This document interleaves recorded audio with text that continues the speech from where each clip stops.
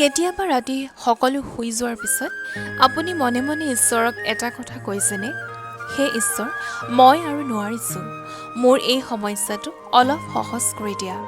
মোৰ কথাটো এবাৰলৈ শুনা। কিন্তু দিন পাৰ হৈ যায়, প্ৰাৰ্থনা কৰিও একেই সমস্যা, কান্দিও একেই দুখ আৰু বহুদিন অপেক্ষা কৰিও কোনো উত্তৰ নাই। তেতিয়া মনত এটা প্ৰশ্ন আহে, ঈশ্বৰে মোৰ কথা সঁচাকৈয়ে শুনিছেনে? কিন্তু যদি মই আপোনাক কওঁ, ঈশ্বৰে আপোনাৰ প্ৰাৰ্থনাৰ উত্তৰ হয়তো ইতিমধ্যে দিছে, কিন্তু আপুনি যিটো ৰূপত উত্তৰ বিচাৰিছে সেই ৰূপত নহয়, তেন্তে সেই উত্তৰটো কেনেকৈ চিনিব? আজিৰ ভিডিঅ'ৰ শেষলৈ থাকক, কাৰণ শেষত আমি 5টা এনে লক্ষণৰ কথা পাতিম যিবোৰে আপোনাক বুজিবলৈ সহায় কৰিব যে আপোনাৰ প্ৰাৰ্থনা সঁচাকৈয়ে ঈশ্বৰৰ ওচৰ পাইছেগৈ নে নাই। প্ৰথমে এটা কথা, আমি সকলোৱে কেতিয়াবা ঈশ্বৰৰ ওচৰত কিবা নহয় কিবা এটা বিচাৰোঁ। কোনোবাই চাকৰি বিচাৰে, কোনোবাই ভাল জীৱনসংগী বিচাৰে, কোনোবাই অসুস্থ আপোনজনৰ সৈতে বাবে প্ৰাৰ্থনা কৰে, কোনোবাই ভাঙি যোৱা সম্পৰ্কটো ঘূৰাই পাব বিচাৰে আৰু কোনোবাই কেৱল এটাই বিচাৰে, হে ঈশ্বৰ, মোৰ মনটো অলপ শান্ত কৰি দিয়া। কিন্তু যেতিয়া আমাৰ বিচৰা কথাটো তৎক্ষণাত নাপাওঁ, তেতিয়া আমি ভাবোঁ হয়তো ঈশ্বৰে মোৰ প্ৰাৰ্থনা শুনা নাই। কিন্তু ঈশ্বৰৰ ওচৰত প্ৰাৰ্থনা কৰাৰ অৰ্থ কি? কেৱল আমি বিচৰা বস্তুটো পোৱাটোৱেই নেকি? ঈশ্বৰৰ উত্তৰ সদায় হয় এইটোৱেই হ'ব নেকি? ধৰি লওক, এজন সৰু শিশুৱে মাকক ক'লে, মোক যিমান মন যায় মিঠাই খাবলৈ দিয়া। মাকে যদি নিদিয়ে, তাৰ অৰ্থ এইটো নেকি যে মাকে শিশুটোক ভাল নাপায়? নিশ্চয় নহয়। কেতিয়াবা নিদিয়াটোও এটা উত্তৰ। ঠিক তেনেদৰে আমি যিটো বিচাৰোঁ সেইটো আমাৰ বাবে ভাল বুলি আমি ভাবোঁ, কিন্তু আমি কেৱল বৰ্তমানটোহে দেখোঁ। ঈশ্বৰৰ ওপৰত বিশ্বাস কৰা মানুহে বিশ্বাস কৰে যে তেওঁ হয়তো সেই ফলটোৰ লগতে আমাৰ ভৱিষ্যত পৰিণতিটোও দেখিছে। সেয়ে প্ৰাৰ্থনাৰ উত্তৰ 3টা ধৰণেৰে আহিব পাৰে। কেতিয়াবা ঈশ্বৰে হ'ব বুলি দিয়ে, কেতিয়াবা ঈশ্বৰে এতিয়া নহয় বুলি দিয়ে, আৰু কেতিয়াবা তেওঁ কয় যে তোমাৰ বাবে এইটো নহয়। প্ৰথমটো লক্ষণ, আপোনাৰ ভিতৰতো সলনি হ'বলৈ আৰম্ভ কৰিছে। আপুনি প্ৰাৰ্থনা কৰিলে, সমস্যাটো হয়তো এতিয়াও আছে, কিন্তু আচৰিতভাৱে আপোনাৰ মনটো আগৰ দৰে ভাঙি নপৰে। আগতে যিটো কথাত আপুনি গোটেই ৰাতি কান্দিছিল, এতিয়া সেই কথাটো লৈ আপুনি অলপ শান্ত হৈ থাকিব পাৰে। আগতে যিটো মানুহক লৈ আপুনি অসহায় অনুভৱ কৰিছিল, এতিয়া আপুনি ক'ব পাৰে, যি হ'ব ভালেই হ'ব। এইটো সৰু কথা নহয়। কেতিয়াবা পৰিস্থিতি সলনি হোৱাৰ আগতেই ঈশ্বৰে মানুহজনৰ ভিতৰখন সলনি কৰে, আৰু সেই ভিতৰৰ শান্তিটোৱেই আপোনাৰ প্ৰথমটো উত্তৰ।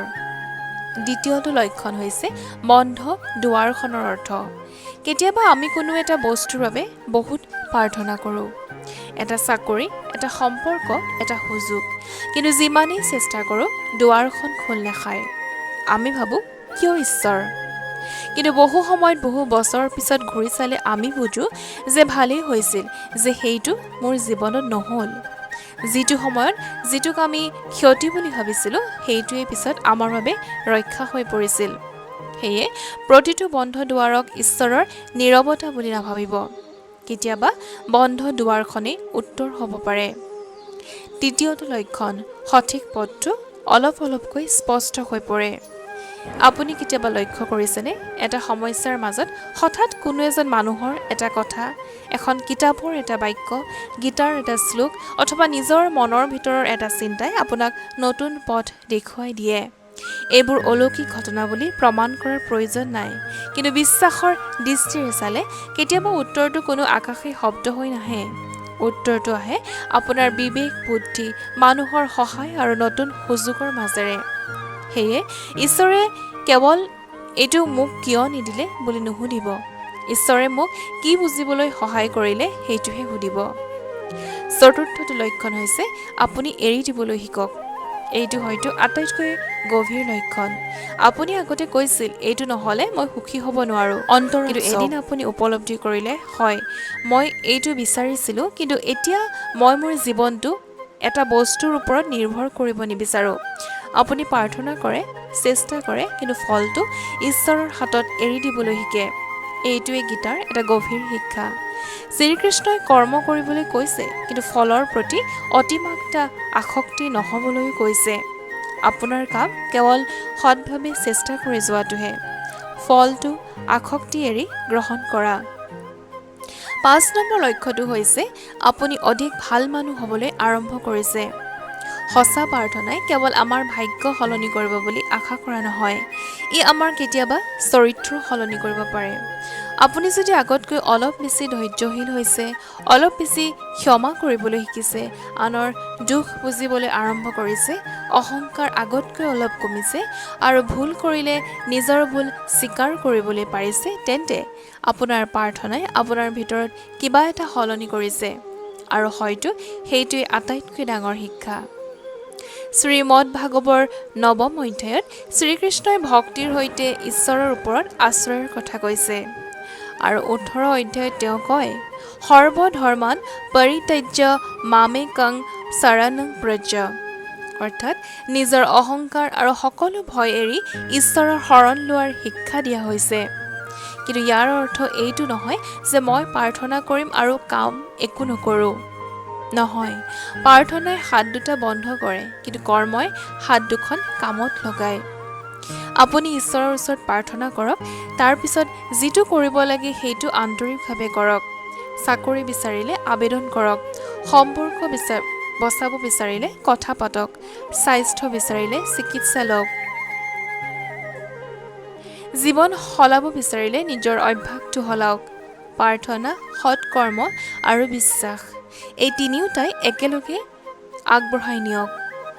এতিয়া হয়তো কোনোবাই ভাবিছে, মই বহু বছৰ ধৰি প্ৰাৰ্থনা কৰি আছোঁ, তথাপিও মোৰ সমস্যাটো শেষ হোৱা নাই। তেন্তে আপোনাৰ বাবে এটা কথা, উত্তৰ পোৱা নাই বুলি নাভাবিব যে আপোনাক শুনা নাই। কেতিয়াবা আমি উত্তৰ বিচাৰোঁ, মোৰ সমস্যাটো আঁতৰাই দিয়া, কিন্তু জীৱনে আমাক অন্য এটা উত্তৰ দিয়ে, এই সমস্যাটোৰ মাজেৰে তোমাক শক্তিশালী কৰি তুলিম। কেতিয়াবা আমি বিচাৰোঁ, এই মানুহজনক মোৰ জীৱনলৈ ঘূৰাই দিয়া, কিন্তু সময়ে কয়, তোমাক নিজৰ মূল্য বুজাবলৈ শিকাম। আৰু কেতিয়াবা আমি বিচাৰোঁ, মোক এইটো এতিয়াই দিয়া, কিন্তু জীৱনে কয় যে অলপ অপেক্ষা কৰা। গতিকে ঈশ্বৰে মোৰ কথা শুনিছেনে নাই কেনেকৈ জানিম? হয়তো তাৰ কোনো চাইণ্টিফিক কোনো টেষ্ট নাই, কিন্তু আপোনাৰ জীৱনলৈ এবাৰ শান্তভাৱে চাওক। আপুনি আগতকৈ অলপ শান্ত হৈছেনে? ভুল পথৰ পৰা ঘূৰি আহিবলৈ শিকিছেনে? যিটো আপোনাৰ বাবে ভাল নহয় সেইটো এৰি দিবলৈ শক্তি পাইছেনে? কোনোবাৰ প্ৰতি ক্ষমা জন্মিছেনে? নিজৰ ওপৰত বিশ্বাস অলপ বাঢ়িছেনে? আৰু সকলোতকৈ ডাঙৰ কথা, আপুনি ঈশ্বৰক কেৱল এটা পাবলৈ নহয়, তেওঁক পাবলৈ বিচাৰিবলৈ আৰম্ভ কৰিছেনে? আৰু যদি হয়, তেন্তে হয়তো উত্তৰটো ইতিমধ্যে আহিছে, কেৱল আপুনি যি ভাষাত বিচাৰিছিল সেই ভাষাত নহয়। সেয়ে আজি ৰাতি প্ৰাৰ্থনা কৰোঁতে কেৱল এইটো নক'ব, হে ঈশ্বৰ, মোৰ সমস্যাটো সমাধান কৰি দিয়া। তাৰ সলনি তেওঁক এবাৰ ক'ব, হে ঈশ্বৰ, যি পৰিস্থিতি তুমি সলাব নোৱাৰা বুলি মই ভাবিছোঁ, সেই পৰিস্থিতিৰ মাজেৰে মোক সঠিক পথটো দেখুওৱা, মোক শক্তি দিয়া, মোক বুদ্ধি দিয়া, আৰু তোমাৰ ওপৰত বিশ্বাস কৰিবলৈ শিকোৱা। আৰু তেতিয়াই আপুনি বুজিব, ঈশ্বৰ কেতিয়াও নীৰৱ নাছিল, আমি মাত্ৰ তেওঁৰ উত্তৰটো আন এটা ৰূপতহে বিচাৰি আছিলোঁ। যদি এই কথাবোৰ আপোনাৰ জীৱনৰ লগত মিলিছে, তেন্তে কমেণ্টত লিখক, মই বিশ্বাস কৰোঁ। জয় শ্ৰীকৃষ্ণ।